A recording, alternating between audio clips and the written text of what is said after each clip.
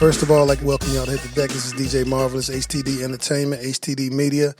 And I got somebody that's been to my show a couple times, and I got him back. So a couple things I want to talk to him about, and he's got a couple things he want to elaborate on. So brother got some stuff to get off his chest. What's going on, my man? Good to be back. I feel like the Boosie of this thing now, man. You know what I mean? Understand repeat customer, man. You know what I mean? Man, hey, look, it's always love. You always welcome, man. You know how we do. There's two things I do want to talk about, man. And we don't have to do this in any particular order, because I don't want to hog the interview. I do want to talk about football, and I do want to talk about music. Right. So I'm gonna hand it over to you, man, and I'll just interject as we go. So, okay. What's been going on with you? With me, which way you want to go, musically or football first? Shit, they both equally entertaining, man. Man. So, look, well, first of all, this dude has been a staple in football. He's done it at all types of levels. Last thing I heard was you in Australia coaching football or something like that. Yes, Were you coaching American football in Australia? Yeah. Okay.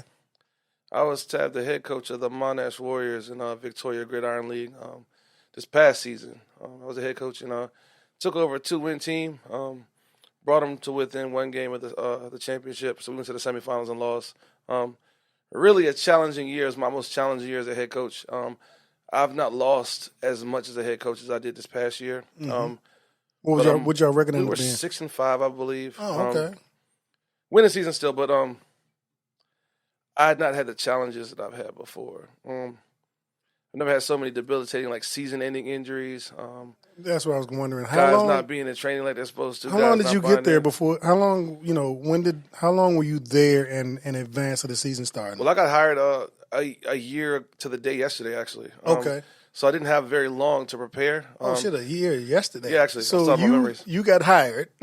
You went all the way to Australia, trained the team up to a degree, and played the season, and still won 4 more games than you won the year before. Yeah, got there very late in the process. Didn't have time to really put my system in like I wanted to. Yeah. I think also the way guys were training before I got there. I'm a firm believer, like, as far as your physicality, you get your volume in camp.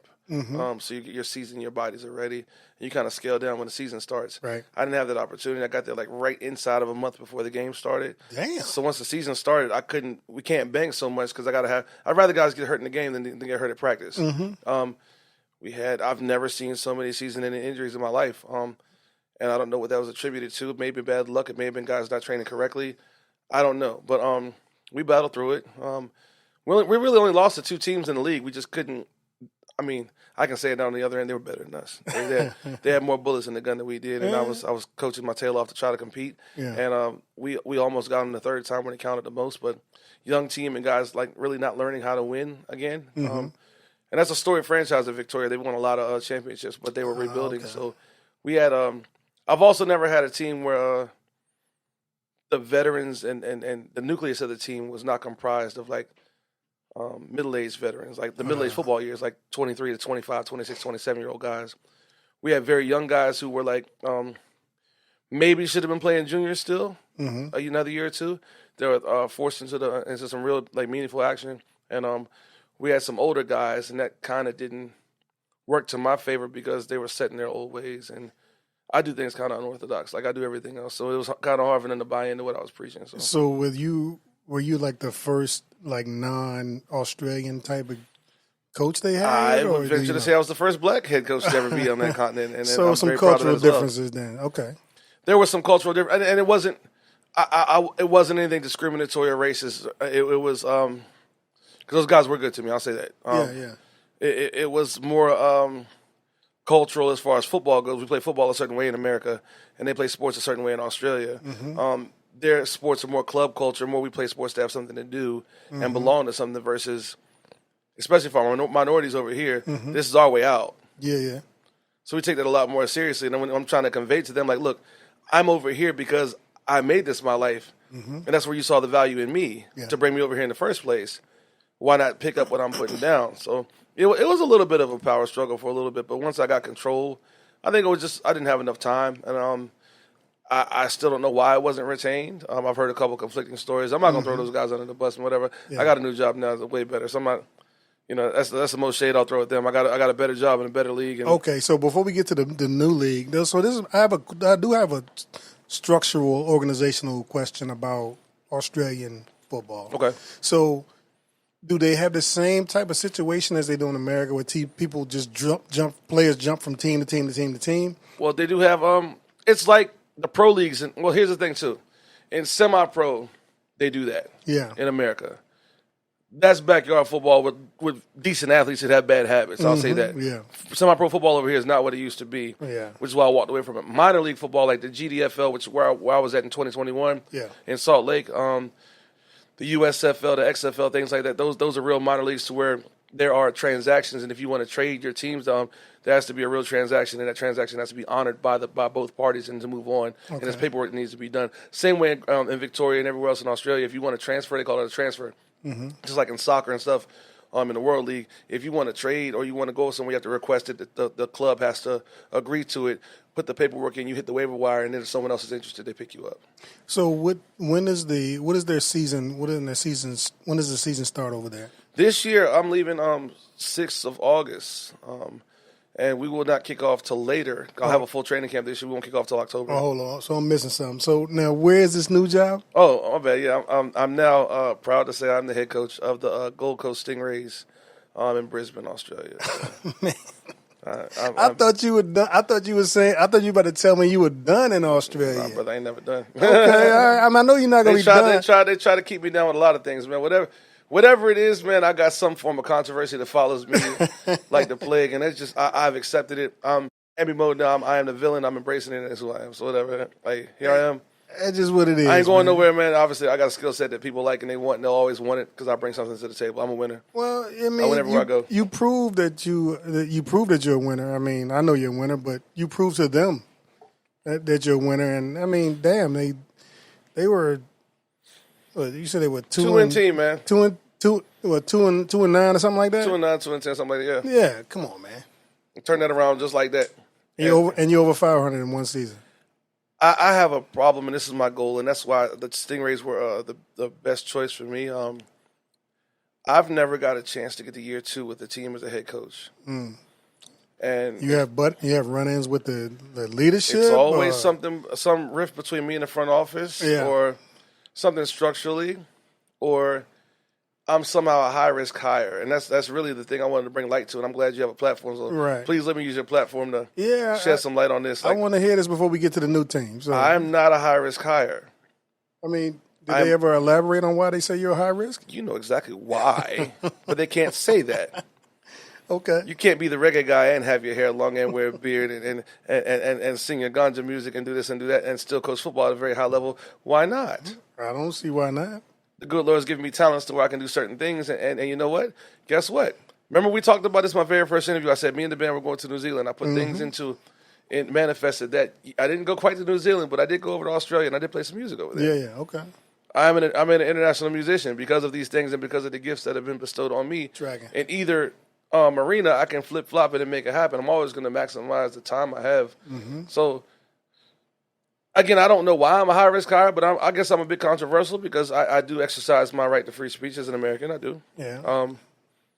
I say what's on my mind. I say things that are uncomfortable. There are uncomfortable conversations that need to be had. Yeah, but you don't seem unreasonable, though. I'm not unreasonable. You are just like I am. I am very confident in the things that come out of my mouth.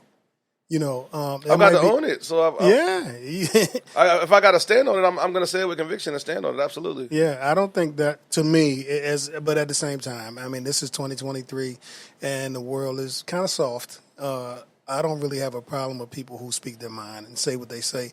If I agree with them or disagree with them, you're not a threat to the organization. If you were a threat to the organization in the bottom line, then I could see that. Well, see, that's the thing. I think I have been just that. When I was in Salt Lake City in 2021, I can, again, now that I'm on hindsight with these organizations and the bridge has proverbially been burned, I can say it. I am a threat to the organization because I came in and I have unorthodox methods, and the players have galvanized behind me, and I'm a young, charismatic leader of men. Yeah. And they follow me in my unorthodox ways, and it works. If you saw me in 2021, when I came out the gate, again, I'm looking at my memories now. Today was my first game in 2021 in Salt Lake. 69-0, 63-0. I remember. I gave up 35 points in a year with a team. We're the number 2 minor league team in America. We online said, don't tell me Adwela is trying to kill these teams. Beat them to sleep, bro. That's my mantra. Listen.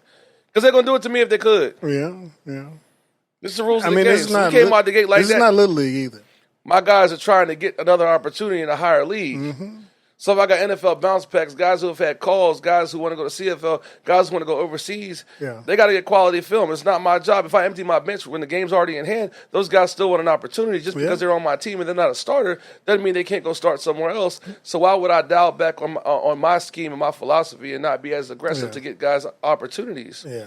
I mean, again, if you can't stop my tools, I already emptied the bench. It's not Little League. And again, like when I was watching the NBA Finals, when the games were out, the playoffs, when the games were out of reach, and they put the subs in, they put the last guys on the bench, and they still jacking threes. They're playing hard, right? So they get when money is on the table, and guys are getting paid. Again, I'm not doing this for fun. I'm not leaving my home and everyone I know to go to Salt Lake City, Utah. Beautiful place that it is. Yeah. Melbourne, Australia, beautiful place that it is. Brisbane, Australia, beautiful place that it is. My daughter, my family, everyone I love is here. My business, my band is here. My connections musically are here. I would not leave them for a period of time if it was not a lucrative opportunity. Okay. So how do I keep myself legitimate and in high demand by performing at a high level as a performance-based business? Is this how you got the call for the new team? Or okay, you didn't have to go solicit it yourself? It was in the midnight hour. I'm not going to lie. I did see the writing on the wall as we came to the end of the season because I was getting into it with some players who were also members of the board. Oh. So they were trying to use that to hold over my head. I did not care. I knew I'm a winner. Again, I know what I'm saying? Like my record's going to speak for itself, and I'm going to stand on my... It's kind of grimy, though. I mean, again, if that's all you got, what you going to do? It's kind of low character, if you ask me. Again, that's what I'm trying to weed out of organizations, hence why organizations were bad, because you have low character people in positions of authority and leadership. Yeah, the mission is to win. At all costs, by any means. But to me, it's also deeper. Like I have that... Again, I've had the good fortune to be coached by some very good coaches, like Hall of Fame caliber coaches from high school.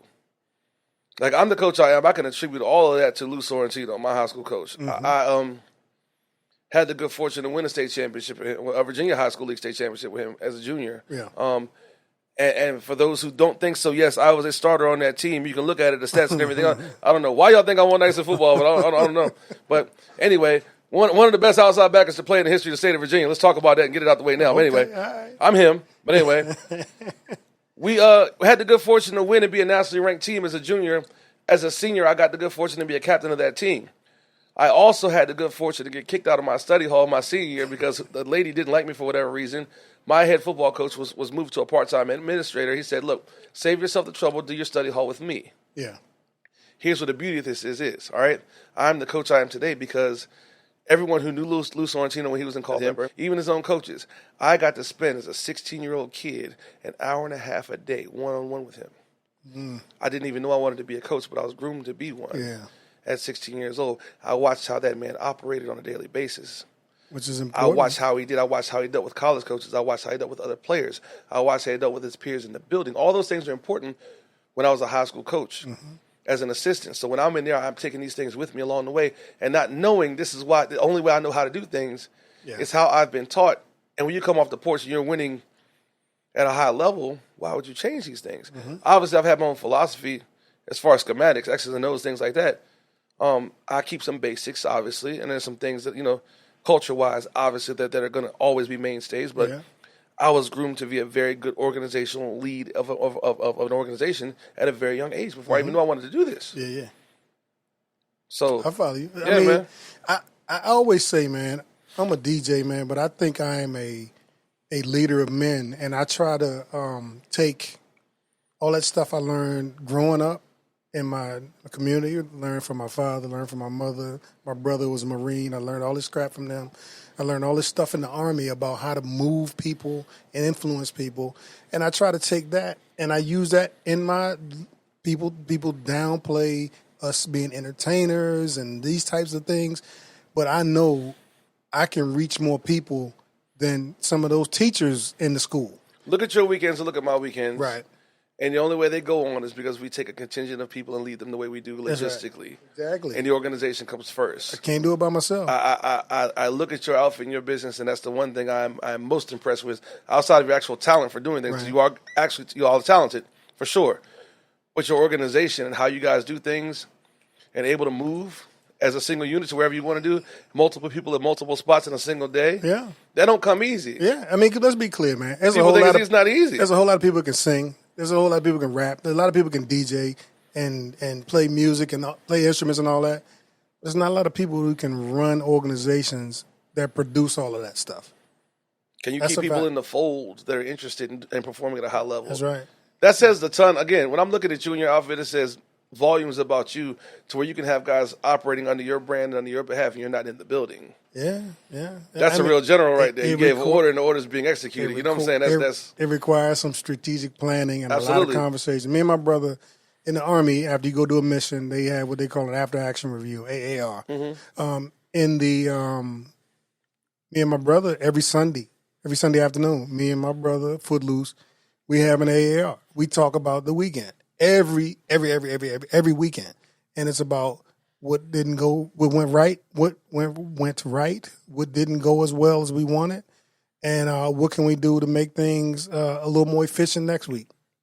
But every week we do that, and again, I don't care if we were selling hamburgers, running a food truck, or running a dump truck business, or trucking business. It'll be the same thing. The same operation. It's just about strategic planning and organization. So anyway, man, anything else you want to say about the upcoming season? When you leaving? August 6th. Okay. We'll go have a full camp. I'm starting, just like I did last year, I'm starting my installing meetings and stuff with my staff. And that's the other thing, too. I did not have a full staff in Melbourne. Okay. I have a full staff, full complement of things. And not only I'm the head coach of the seniors, and there's a juniors program and a youth program there. So we have the pro team and the two amateur teams underneath of that same banner. So we have a farm system. I can put the same system in. And, again, a multi-year deal they've given me as well. So okay. That's the one that I'll get to see year 2. Yeah. Win, lose, or draw on this one. So I'll get to put it in with conviction and let it fall where it may, and I have to coach with the win now or else. Yeah. I'm looking back, and I was talking to my old lady about this. Like, everywhere I've coached, I've been fired for basically, like, losing a game. Like remember the Titans is my real life. Right.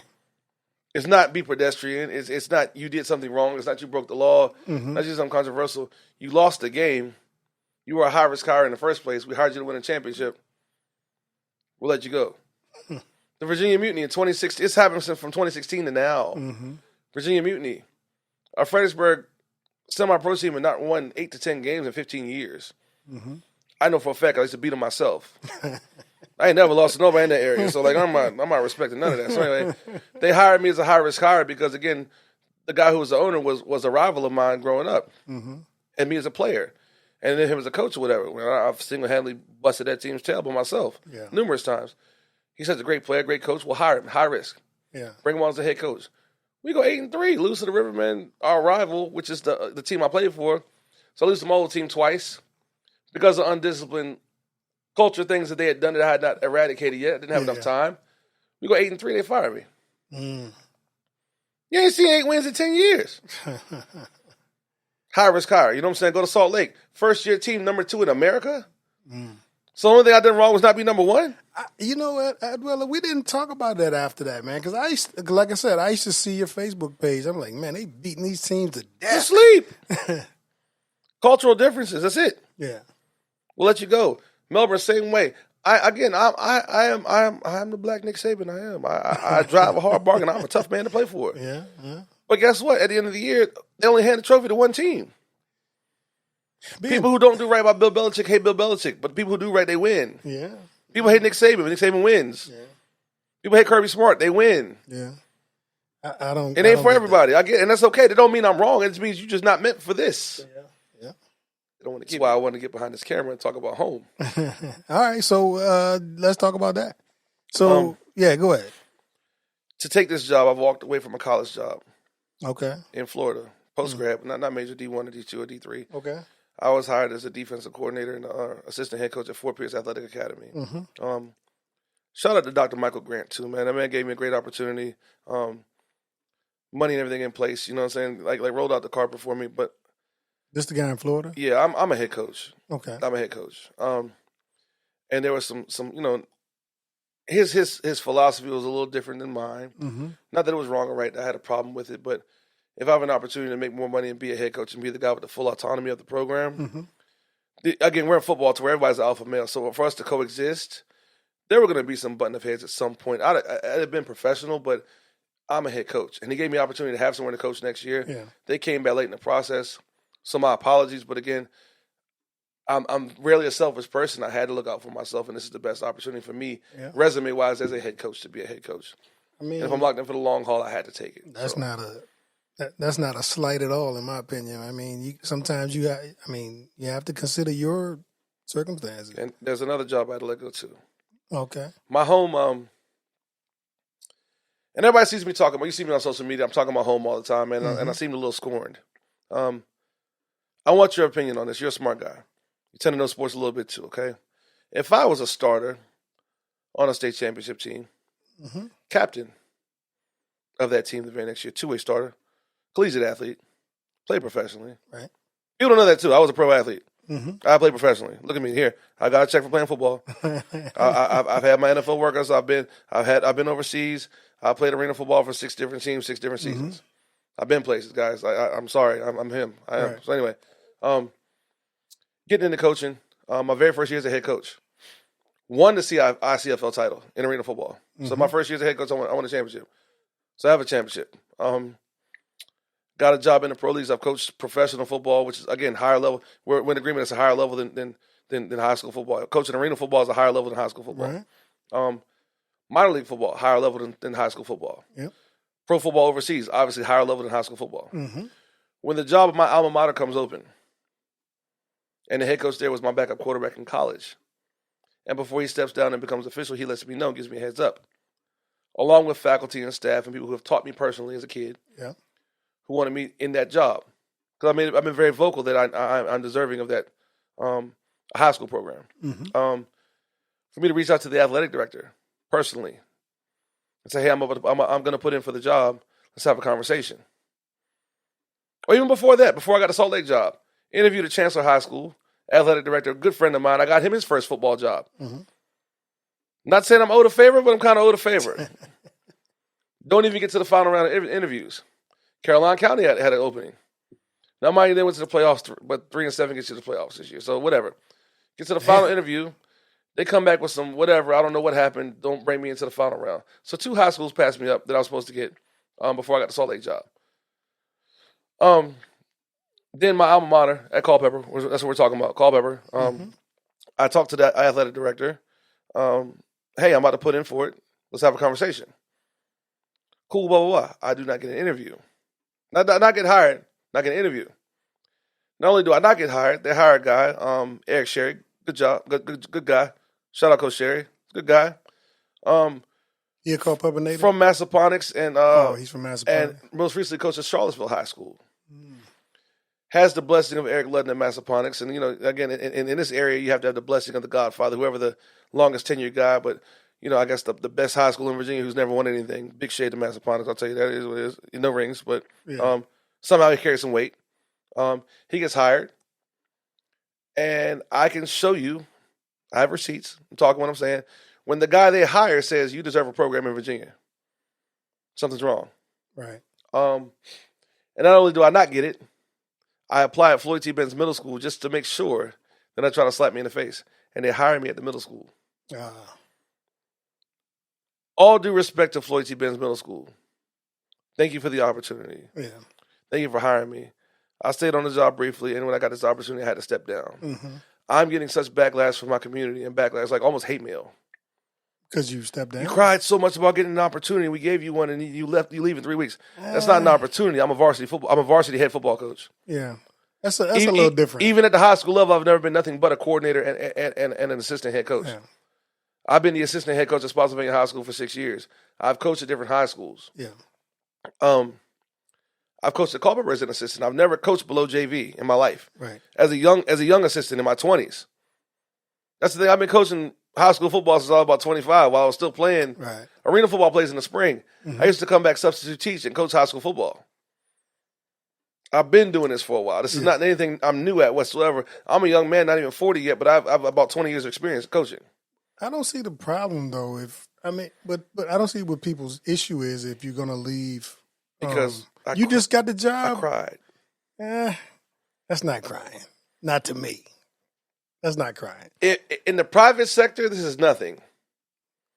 Right? Yeah. In the private sector, it's thank you for your opportunity. I'm going to a bigger role to compensate me better. And I'm doing the right thing for me and my career, my growth. Yeah. So for me to take a job, for me to come from a pro team in Australia to a middle school in my hometown, it's a bit of a pride check. Yeah. I mean, but it's I'm humble. I ain't that humble, dog. But it still sounded like you were gonna. You were gonna do it though. If I did not get another offer to coach, I would have took that team and wiped the floor with whoever was on the schedule. Yeah. Easily. Yeah. But here's the thing they asked me too as well. Eastern View is the feeder high school for that middle school. We want you to come talk to the high school coach about making that the middle school the feeder school. So basically, hey, let me talk to a guy that they've hired that's never played the game of football. There's an OC that worked for me as a JV assistant at Spotsy. Right. No shade, but these are who these guys are, Right. experience-wise. And I'm supposed to sit down with my acumen and my resume, sit down with them and listen to them dictate to me about what I should do with my middle school program to make sure they have kids in their program with the same scheme when I philosophically don't agree whatsoever.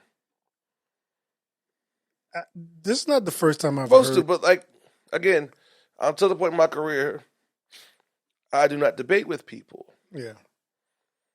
If you have the credentials, we can have a conversation. Everyone else, I'm going to teach you. Yeah.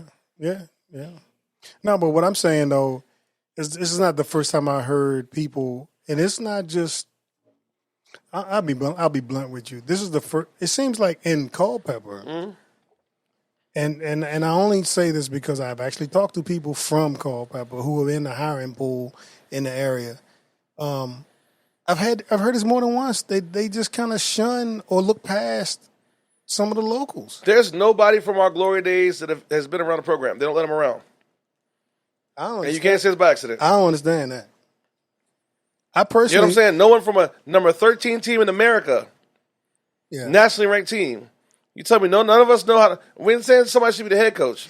Well, no assistants, nobody around these programs. This is even bigger than just the football situation. Because I asked Mister that, and they kind of. How does he get? How is he good enough for a girls' NAIA basketball job? Well, not even that. But I'm talking about locally, right? Because I can't speak to that. But I'm talking locally, right? If you got a guy that played in the NBA at any level or for any amount of time, right? They should have that dude back talking to these young boys playing basketball. If he's not your first look for a hire when a job comes open, he should be allowed to be around the programs, both programs. Yeah. Boys and girls. That makes no sense to me whatsoever. Been running the camp for years. Yeah. And barely let him do that. And he was who he was, man. So the guy was a beast, right? So he knows basketball. You don't get there by not knowing the game. Yeah. Yeah. But anyway, so I guess that's what it is, man. So I hope all the best for you in Australia. Yeah, I just wanted to appeal to to the people like, look, man, this is what happened to me, and this is where I'm at. And if you were in my shoes, you do this too. Yeah. And I'm prepared to die on this hill. It's fine. And I know it burns some bridges, but is it really burning a bridge when you've been telling me no for 15 years? Yeah. I mean, it's not burning the bridge if you're just telling the truth, man. I mean, it's truth. Sometimes I'm a head coach. Yeah. I'm a professional head coach. Mm-hmm. Certain things are beneath me and beyond me. I'm sorry at this point. I feel you. With no apology, bro. Like, yeah, I feel you. It sounds logical to me. You know, like I remember I told you like years ago, I said, if you can't find people locally to support you musically, you got to go somewhere to find people that. And look where I'm at. That do. Look where I'm at. Just coming off the road too, right? Yeah. So let's segue into the music situation. What's going on musically? I just came off the road. Okay. Music's still popping. It never stopped. I just stopped advertising it locally because it's like we talked about. No love for it. So, Where we go? I just went on the run. Kansas, Topeka, Kansas for the first time. 2 nights in Denver. Santa Fe, New Mexico, and then came on home. This past weekend, I was in Virginia Beach Friday night. Down in Floyd, playing a festival Saturday. Tomorrow night, I'm back in Roanoke, actually. Playing Martin's. And then Thursday, I have a residency in Gainesville, right by my job. Just an acoustic gig. And then Friday, where am I at Friday? Hold on. I can tell you in a second. Friday, I am. Somebody asked me last week. He said, somebody said, look this up, bro. Hold on. Somebody said, what y'all playing this week? I said, look, man, I don't look at that till Sunday. I look at the schedule. I look at it Sunday for the upcoming week. Right. Let me see. Hold on. I got to be. Oh, yeah. Ain't you the manager, right? You don't keep up with this stuff? I'm looking over here. No way.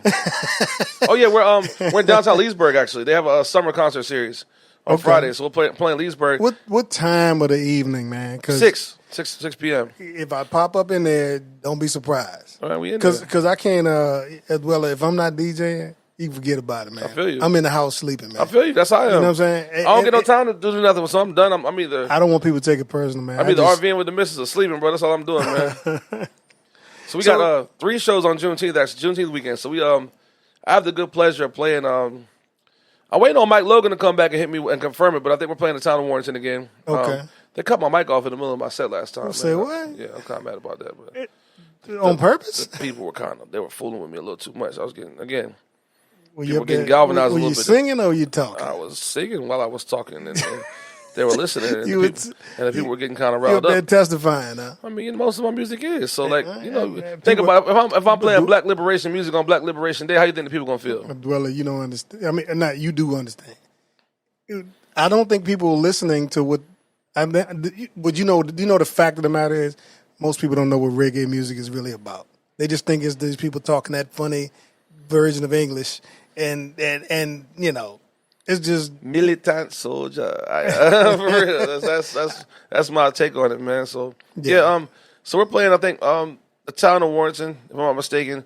For the 3rd time, I'm playing Montpelier. That's a great gig. Yeah. To play an ex-slave owning president's plantation. And my grandmother's side of the family is from there, like 10 minutes down the road. So it's a personal effect to that as well. To play that type of music at a plantation on that type of day is a very heavy vibration and honor. A lot of my family live down there, man. So it's an honor to do that. So we'll do that, and then I'll keep going down 20. We'll hit the Bebedero in Charlottesville for the night gigs. So we got 3 gigs that day. That's nice. So what about the band, man? What's going on? Well, since we talked last, what is the formation of the band? What does it look like now? I'm a 4-piece mostly with auxiliary members coming in, but I got a steady crew now. Again, my man Mike Pivick has come on the drums for me. I got my same keyboard as John Merritt. My man Justin Madison on the bass. Got some guests coming in here and there, but that's the core. We stay together, and there's no bad mind in the band. There's no contentious spirit in the band. Well, that's good. There's no nothing. I have guys who like to work, who are serious about their craft. You've hit the jackpot then. Finally, I've got a crew, man, and I'm happy to have those guys on board. So yeah, I'm not even pushing music, man. The music is very up and running and vibing, and we got a very full summer. I'm gigging like up to the day before I leave. Like, seriously. Good. So what happens while you're gone? Is there any opportunity for them to come across the pond to see you? I've played a couple gigs over there. I'm working on getting that straight now. I'm working on booking some touring dates over there now. But you by yourself with them? With the band? Okay, all right, cool. Because once they get that, it's just a matter of getting visas, and that's the thing. That's the you know how it is. You've been overseas. It's the legalities of visas and travel and things like that. So we got to factor in the logistics. Okay, overseas gigs are gonna exponentially cost a bit more. So guys are compensated and are coming home with money and not just having a vacation in Australia. I want to take care of my guys. Hey, man, even though that ain't the worst thing in the world. I mean, they can't get mad if they are going over there, right? I haven't been to Australia. I had a really good friend from Australia who was in Iraq with me. And, I just saw pictures and listening to him describe it, man. It's a beautiful place. It's a magical place. I can't even lie. It is a magical. It is a place that I think people need to see before they leave this realm. It's just like any other. There's a whole lot of places in the world that are just like that, man. I've been to a lot of places overseas. I've been a lot of places overseas. I'm telling you, it is one of those special places that are like for whatever reason, is separated from the rest. For whatever reason, it's enchanting in a different way. It is. I feel you. And they get to play. I think really it may affect me personally, just because to get to do the things that I'm good at, unencumbered. Yeah. Being a musician and a football coach simultaneously in a place like that, and to be, brought in with open arms. Yeah. I learned how to DJ, man. Oh, shucks. I was thinking I man. should have my extra gear set up in here, man. I learned how to DJ over in Australia a little bit, so I can spend a little bit now and learn how to bartend a little bit over there too. And so, hey, man, you got to hustle, man. Just picking up a little skills, man. Look, you around it all the time. I mean, it's only... See, I tell folks, right, the X's and O's of playing music, of DJing, is really kind of easy, right? But the hardest part is having the mind and the spirit to figure out what moves people. Now, you've been a musician, so you can't just go up there with a set list and say, all right, we're going to do these 5 songs, and we're going to do these same 5 songs tomorrow. We're going to do the same 5 songs the next night. No, that doesn't work. And you'll be out of business in 5 I've seen minutes. a lot of bands who do that and want to operate like that. I've had musicians who want to fight me over there. I said, look, man. It doesn't work. I'm glad you said this. I tell my band and everyone who's played for me, I said, look, here's my whole entire catalog of music. Learn every last song in this. Yeah. So where's the set list? There is no set list. I will tell you what song we're starting with, and I'll segue it throughout the show. Yeah. Here's what I found as a young man, especially catering to our crowd. If it's our people, urban community not coming out early. They say early arrival suggested, whatever. They ain't coming out. They'll be there when they get there. If you got an early start time, and you say, hey, we're going to come out and hit them in the face with all our bangers right now, and you don't have unlimited bangers, if you're a young band that has 5 or 6 really hot songs and the rest of things like fillers within the set, and you burn those 5 songs to the walls, and then people come in and actually hear you, and you're playing your lackluster kill time songs, those people are going to come in and say, oh, they're decent, and they're going to leave, and you're going to lose people. Yeah. You've got to tell your set to when the people are there. And you must have it in peak hours, peak songs. Yep. And you got to have them in the pocket whenever you want to, man. There's a science, everybody thinks, again, because you can buy DJ equipment and instruments in every city now. It's easy to buy instruments, easy to buy DJ equipment, easy to download music. Everybody thinks that it's easy to play music to entertain somebody. It's easy to play the music, but it's not that simple to entertain somebody. It's super hard to rock a crowd. That's right. It took me years to learn how to do it. Yeah. I mean, I don't know if I told you this, man, but I DJ'd for this girl in Culpeper. She married this young man from Trinidad, right? Mm-hmm. So I asked, anyway, I go do the event, right? So I get there, like the day before, she said, oh, yeah, it's going to be a couple African people. You make sure you got some Afro beats, this, that, and the other. Mm-hmm. Might be some Jamaicans in the place, this, that, and the other. I got a whole lot of reggae music, right? I'm like, all right, cool. She said, and also there might be some people from Trinidad. Soca. Yeah, so me being me, like I said, I got all that music, man. Mm. But I can't just call it up. I got to go and do a little preparation. I got to do a little preparation, right? So I go to the event, and there's a lot of the music I don't really. I mean, I know artists. I don't really know that. I don't know the Trinidadian, the Trini version of Frankie Beverly Before I Let Go. You know what I'm saying? Right. That guaranteed 10 to 15 joints that'll kill them. So I did a little research, did a little preparation, man. I get there, and the groom was from Trinidad. I did not know that. I get there, the whole 90% of the people there were from Trinidad. I smoked the party. Got to. I smoked it. And at the end of it, because I had played a bunch of soca, man. And at the end of it, I played a bunch of classic reggae. It was lights out. It's up. Yeah. It was lights out. The DJ from Orange, Virginia, that guy. Right. But I've been around the world, man. A little bit of preparation, man. A little bit of preparation and figuring out what it is that moves people, this here and there, man. But if I wasn't seasoned, that probably would have been a rough one for me. Right. And people outside of the continental United States, they're serious about their music. And if you're whack, they're gonna throw stuff at you. But on the converse side, if you are good, they will appreciate you and they will compensate you and you have enough work. Oh yeah. I found out very quickly in Australia, I am a hot commodity. I am sought after. I am wanted. Yeah. My DJ gigs pay me just about as much as my band gigs. Hey, look, man. I ain't want to bring it up, what? But how? Why? We got a DJ company and we got a sound company. Those are my primary sources of income with my entertainment. Plus, I promote a little bit. I don't promote as much as I used to. but I'm just gonna do the math for you, man. I mean, I'm online telling I'm on the podcast telling my business, and man, what we get paid to DJ is right up there. What we get paid to do all that sound work. Absolutely. You know what I'm saying? That's and it's crazy. a lot less work. And there's less people to pay too. You better tell. Right, I get it. So I say, you know what? I'll stay. 4 pieces not ideal for me, but you know what? It's adequate. Those guys got to work a little more to work, and we're able to move. We're able to tour a little more effortlessly, and you know, we'll grow as time allots, but we can survive the way it is right now. I was gonna bring that up to you though, man. You probably should have some sort of DJ element incorporate. See, like I went to see who would I go see? I went to see Bears Hammond at the Howard Theater years ago, right? And the DJ that he had, I've been looking online. He kind of plays like the same set frequently, but it is the set. It feeds into the show, Barris's show, right? And it's not just some haphazard dude up there just playing a bunch of random reggae. It was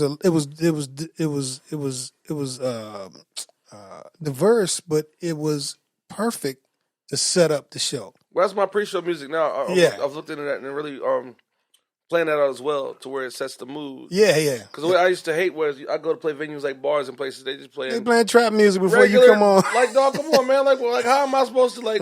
And by the time I take an hour to set the mood, I take a break, you throw us right back on, they go right back ratchet, and now I'm, like, fighting for another hour to get them in. Nah. It's weird. And like, guys, like, play... If you have a reggae band, play reggae music. And the other thing is, can I... PSA, venues, please. Stop having a free DJ in the same area where you have a band. We cannot compete because they're playing top 40 things that everyone wants to listen to, and we're in the back, and you're having us play for a cover, and you're having a free DJ in the front, and people are drunk, and they're just going to where they hear the first tune that they recognize. We cannot win doing it that way. You know we can't win doing it that way. Stop setting us up for failure. Wait till my brother hear this, man. Hey, man, I'm sorry, man. Stop setting us up. This is dumb. Yeah. We can't compete, bro. We can't. But there's people. You have every song in the world at your disposal with a flick of the finger. If someone requests it, you can play it. I got a 5-4-5 piece band with a set list. We're good in our own right. We cannot compete. Again, if you have to pay to hear us and the DJ is free, 90% of people in the Central Virginia area are going to the free DJ. Mm-hmm. No disrespect to the DJ. Yeah. We just can't win in that environment. Yeah. It's 2 separate events. Yeah. Or have it all in one. Have the DJ do the set breaks and have us play the stage. You cannot do that to us. The moral of the story is, man, this shit is not haphazard, man. It is not just throwing something on the wall. For me, it's not. They don't play. It's a very curated type of affair when I play. I don't care how hood it looks. I don't care how haphazard. Because you know us, man. I got Black Market in there. He's wilding out, acting a fool. Absolutely. But you know what? It's a curated operation, though.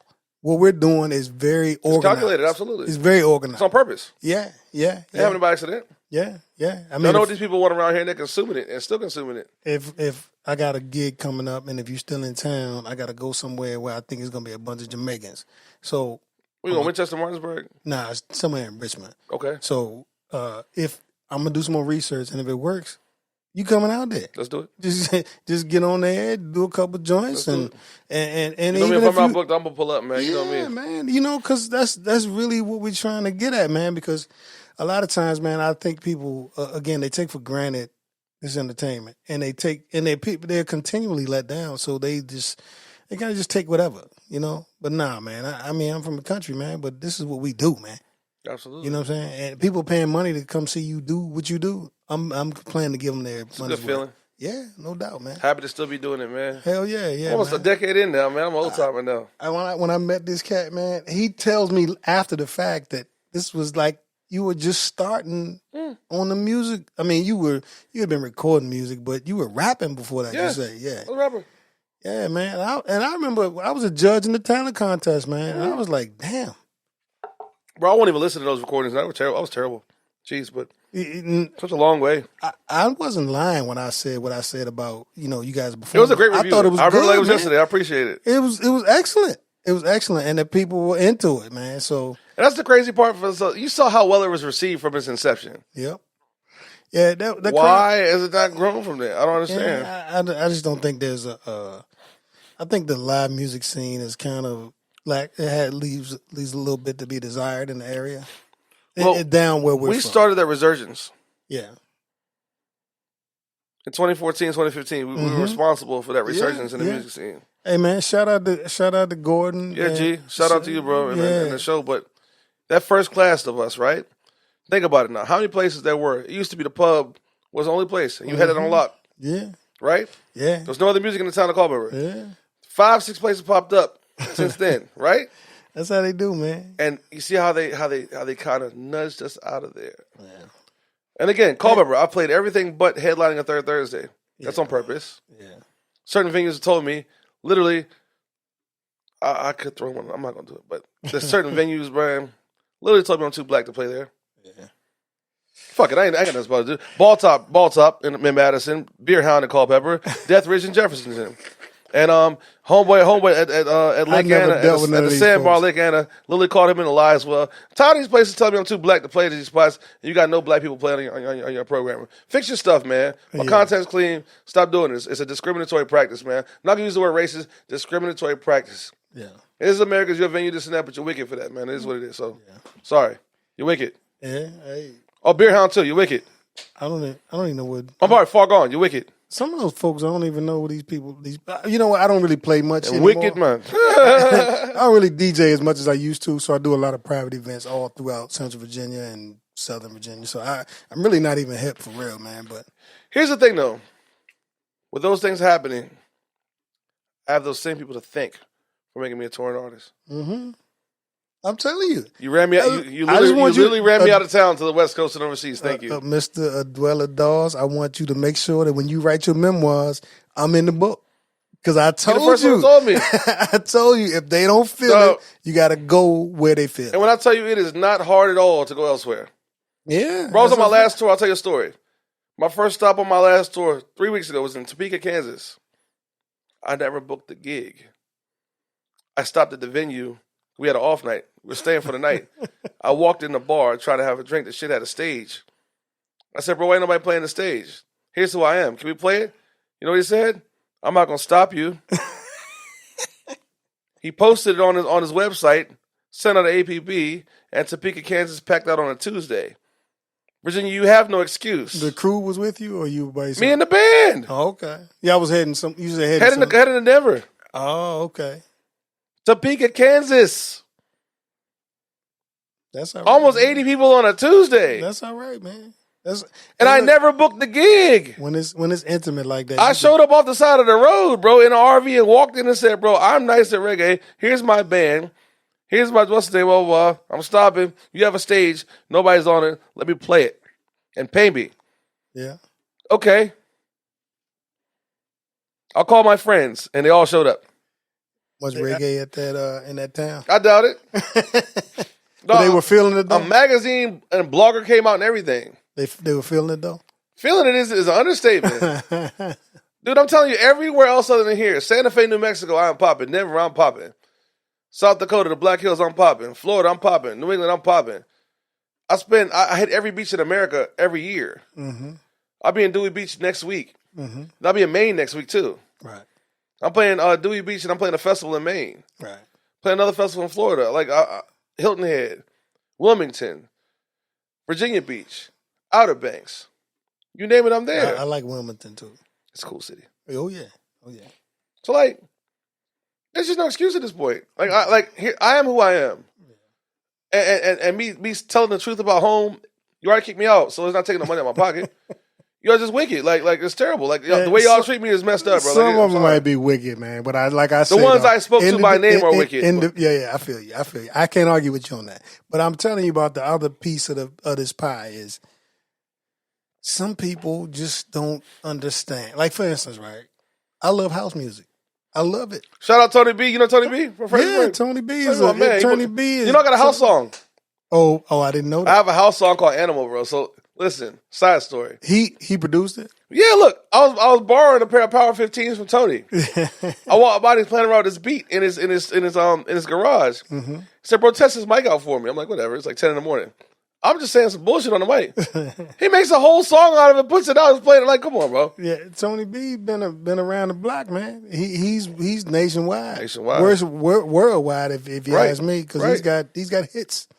You know, and the same way that's just not supported, but he still gets work. You know what I'm saying? yeah, but you know what though? A lot of the work he gets is he's got to do what I told you. He's in L.A. He's just in L.A. recently. A lot more now. Yeah, you know what I'm saying. So and dance music is kind of digested a little different. House music, like the mecca for it on the East Coast is Baltimore. Yeah, you gotta go all the way there for that. Yeah, but you know, there's different degrees of dance music anyway. So I mean, for a while I think he was on the radio down there. I don't think he's back on the radio now. Got a full-time job on the radio now. Back in Fredericksburg. Mm-hmm. Okay, all right, cool. Yeah, man. But he was the man when he was on the Vibe. He was the man. He was big time. I really respect how he gets down, man, and it makes me proud though that like people from home are doing stuff. You know, it doesn't matter where you're from, man. I see people. Some of these, for instance, right? We got to wrap here shortly, but some of these like internet comedians, right? I look at some of the places that these people are from. They're from places that are smaller than where we come from, and they're funny people. They blew up online. Now they're comedians. They're touring comedians. They're making $1 million a year. So my point is, where you're from ain't got nothing to do with this. You know, again, you might have to travel. You get popping somewhere else, man. It just might work out for you, man. It's just and again, that was the whole. It was never meant to be a local thing, but again, I really feel like I work so hard abroad when I'm at home and I got nothing better to do. I should be able to pull up and play a show. Oh yeah, I agree. Shout out to the Rec Center though. The Rec Center in Culver is booking me this year. And okay. Pool party, man. So yeah, I'll be there this year. July 14th. So come on, guys. Man, as soon as I get back into promoting, man, I just want to do a festival that has a variety. That was my plan when I was doing my cookout events in Fredericksburg. And the reason why I was so successful, because we had a wide variety of music, right? We had young go-go bands. We had out-of-town go-go bands. I was mad I didn't get to play that one you booked me at. Yeah, COVID hit and shut it down, man. It was going to be a good time. My goal, I was going to have some country acts out there. I was going to do all of that. Why not? You know what I'm saying? And because I really wanted it to be an event where everybody could just come enjoy each other. And that's really what all this is about, man. You playing music. I mean, you playing music about redemption and freedom, justice, and equality and all that. But you also make music, I'm sure, about having a good time. Absolutely. And love and all of that, you know. Absolutely. And that's where I reside. You know, I don't like to. I personally got a lot of. I'm 53 years old now, right? So I don't know how much time I got left on this earth. So, you know, I don't know if I'm gonna have a 50-year-old, 5-decade life. Or 8-decade life. I don't know what it's going to be. So I like to spend my time making sure I'm spreading love and spreading positivity and all of that type of thing. Right. You know. It is what it is sometimes, man. People need to hear the truth, man. That's all. I'm not starting nothing, I promise you, but things need to be said, man. Yeah, I feel you, man. Appreciate the platform, man. Anything else going on we want to spread to the people before we wrap? Love and light, man. Love one another like always, man. Do your thing, man. Promote yourselves, man. Do what you're capable of, man. Branch out. Do whatever you want to do in this life, man. Don't let nobody tell you no, man, because, again, living proof. If I stopped at no, I'd have never been anything. So yeah, all I hear is no, and that's a motivation piece for me. So I feel you. Appreciate you guys, man, for sure. And hopefully, when I come back from overseas, I'll have a championship to come back and talk about. So, hey, man, you improved that team by 300-400%, man. So, I mean, that's a win to me. But I know how you get down. You want to win the championship. You want to be top of the pile. I think I got a group this year. I got a group of dogs. Okay, good. Okay, so got a group of dogs this year. Happy to get to work. That's great. I want to make sure I get your information so I can. It's probably on your Facebook page. I'll just forward it and repost and all of that type of thing. So we rooting for. I mean, regardless of what it looks like at home, man, some of us are actually rooting for you abroad. A lot are, man, and I appreciate them. And they're reaching out. The thing is, I think they're trying to stay low key, and I get that.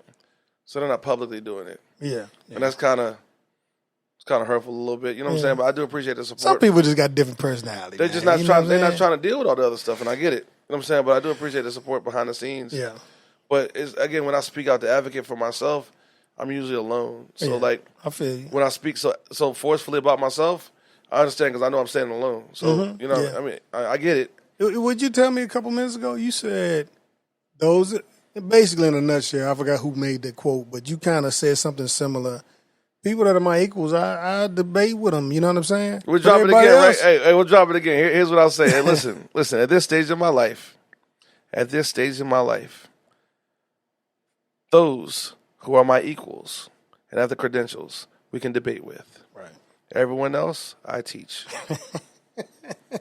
I got a PhD in certain shit right now, man. I'm telling you, you can't just unsolicited advice is not a thing right now. I'm a master some shit, man. So like, no, I feel you, man. You gotta treat me as I am. You know what I mean? I found a formula to certain things, man. Again, if I'm in the world, most people are in the world for one thing, right? I'm not defined by one thing. Yeah. I'm meant to be an activist. I'm meant to be an orator. I'm meant to be a football coach, and I'm meant to make music. And I'm somebody's daddy. Hey, look, I'm gonna tell you, Adwela. I don't. I ain't sitting around arguing with people online. No, man. I don't care what they say. I feel you. Because to me, I'ma say what I don't say online. They're not worth my time. You know the catalyst is, man. I wasn't as busy as I thought I was. Yeah. I'll take that back. I was busier than the average person. Yeah. I wasn't as busy as I could be. Right. Now that I've extended myself to where I'm not sleeping a whole lot because 20 hours of my day is preoccupied with productive things. Mm-hmm. I literally do not have time to argue with people. So now I understand. They beneath me. These other people are coming from. I'm like, dog, you're gonna literally make me lose sleep now. You got to be able to afford that stance. Yeah. Yeah. And again, yeah. In the past couple of years, again, I've arguing with idiots will make you put it this way. Arguing with a bunch of punks, man, you might knock one of these jokers out, man, and then you'll be the loser. It's gonna cost you. Yeah, it's gonna. When you have something to lose, it'll cost you. Yeah, man, I ain't got time for that. And again, you spoke so much knowledge to me, but I wasn't in the tax bracket yet. So now that bro, you know what I'm saying? You were never wrong. I was like, man, I ain't you yet. So let me get my paper together so I understand. I know I ain't got. I got 3 more years, so I ain't got nothing to lose. And now I got something to lose, so now I got to operate a little differently. I get it. Man, I've always known, but not again. You're right. No, I appreciate your guidance and your tutelage, man. I ain't staying in judgment, man. I really am. If I don't tell you enough, man, I'm proud of you, man. Appreciate you. I'm proud of you, man. You know, like everybody ain't gonna like what you're doing. That's just what it is, right. Man. You know, I got a different type of filter, man. But at the same time, I don't ever vocalize that.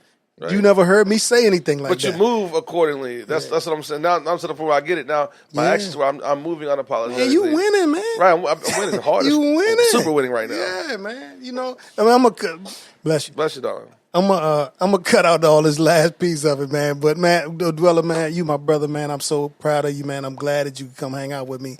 Next time, I don't have my controller set up today, so I can't get another freestyle out of you, man. But yeah, that was that. That It'll was be album time when I come back, but I have another project when I come back. No doubt. I'm gonna do some recording, man. It's time for it. No doubt. And man, I probably just need to get my. I've been trying to since I got out of the Army, man. I traveled a lot in the Army, so when I got out, I don't travel that much anymore, man. You've been everywhere, yeah. I'm tired, man. Yeah. You know what I'm saying? My passport right now is blank. You know, I don't got any stamps in my joint right now, in my current one. On purpose, you know. Right. I wore 3 sets of luggage in 2 years, man. This that kind of shit. This last 6 months, I've been happy to be home. Yeah, it makes you feel a certain way. Well, I went back to work for the first time at a real job for the first time in 10 years, man. Yeah. I went back to teaching, man. I'm back in education. You enjoy the people you deal with, or yes, and it was good to be back around the kids, and it was good to be around the people. It was good to show up and do something that I know monetarily is not compensating me, but I am making a difference every single day. And I was before these opportunities came back into the fray. I was grateful for that because outside of my salary, what was left over, it was sustaining me. Yeah.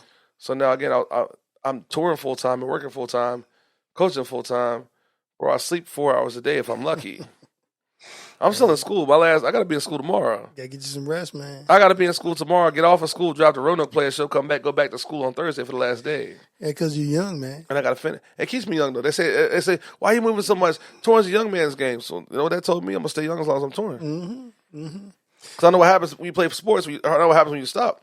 Yeah. You get old real quick. Yeah. Even though y'all in the Army, y'all jumping out of planes. When you stop jumping out of planes, what happens? Break your damn leg. Right. You know what I'm saying? Black Market, when he first got with us, we rambling now. This is I'm recording it anyway. Well, when Black Market got with me, right? He was still, I think he was still in his 20s, right? So that dude used to come in and he had so much energy. He'd come to the party and he that boy don't do no drugs. He don't do none of that. But he turned up like he on cocaine every night. He's actually just hurt. That guy. You know what I'm saying? He's just a ball of energy. And man, he would drive halfway home, pull over in the 7-Eleven parking lot, go to sleep. Mm-hmm. He just and he come back next day and do it again. You know? But now his metabolism is a little different. And he's seeing that the hustle is the grind is a grind. Yeah. So you gotta be economical about how you because at some point, Dwella, you do rest. I don't care what you say. You gotta rest sometime. At some point, you gotta. If you don't, I'll tell you this: your body gonna tell you to rest. I know so much about football, and again, that's the one thing I'm gonna truly be arrogant about. I know so much about football. It's never felt like a day at work to me. I rest when I'm coaching, so I take no, that. I don't mean football, but I mean football, music, teaching, touring. Yes, I'm saying when I go overseas, Yeah. and I'm just coaching football and sporadically playing music when I want to, that's when I rest. Okay, yeah. It's physically Because I'm on a schedule and I sleep 8 hours a day. It's a physical impossibility to just go. I was telling wifey the other day, right? We again, I played Virginia Beach this past Friday. Look, I taught all day, got off of work, drove to Virginia Beach. Everyone got an accident on the way down there, so it took me like an hour and a half more to get there. Yeah. We get there, play the show. I drive back. I'm fighting sleep on the way back. Get back, switch vehicles from my truck to our RV in Jefferson and drive from Jefferson to Floyd near Roanoke. In time, the sound check and play at 1:30 set in the afternoon. You're a soldier, man. And like when I was done, that block of time from the end of my set, so like the next morning when I left and I got up to go see a band for an hour and a half. I've not been so relaxed in months. I'm. Yeah, you're right. Yeah, man. The Father Time is undefeated, and the finale of life is making itself known to where, bro, I can't run like I used to. It just basically, you ain't crazy. You're not a dummy at all. You know what I'm saying? So I know you. I'm just telling you what you already know, and that is basically take care of yourself, man. You'll collapse out here. Yeah, I've been close to that point a couple times. I was getting a whole lot of money at the time too. Right, and that's when you know you're like that. You're trying to get it when it ain't Oh worth no, it. the doctor told me. The doctor told me I was making. I'll say it off camera. All right. We DJing locally. I'm gonna tell you when I tell you the number, you're gonna be like, "What?" I believe it. But we were grinding so much, man. The doctor said, I said, "Hey, man, I can't slow down. I gotta get it." You going 7 days a week? You know what she told me? She said, "What good is money if you're dead?" If you did, you can't take it with you. Right. She's right though. He's right though. It's just about being more efficient, and Absolutely. being more efficient about your time. You know the thing is now, and I was being more efficient and not taking everything. When I first started playing music, it didn't matter if it made sense. Now I'm finding out even without the promotion, my resume is speaking for itself, and everything makes sense, and every offer is respectable, especially this time of year. And also, I'll tell my wife, this is the first time, even employment wise, coaching wise in music, this is the first time I've had options.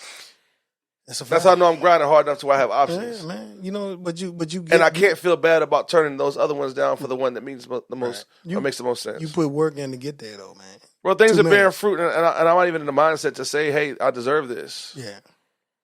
I just kept going because it's not. You know what I'm saying? I'm like, I never knew the end game. I just know everything I do it to your best ability and go as hard as you can. That's right. Right. And I may have oversold the. You know what I'm saying? Oversold the feelings. I got good problems now, I guess. You know what I'm saying? Yeah, it's a good problem, man. But anyway, my brother Adwela, man, thank you for coming through, man. We'll be on the lookout. We'll monitor your social media. Just make sure you keep in touch with us, man. Hit us when you come back to the States. Appreciate you, man. I'll see you on the flip side when I come back, man. Much love, bro. Bless you, man. That was a fun one, man.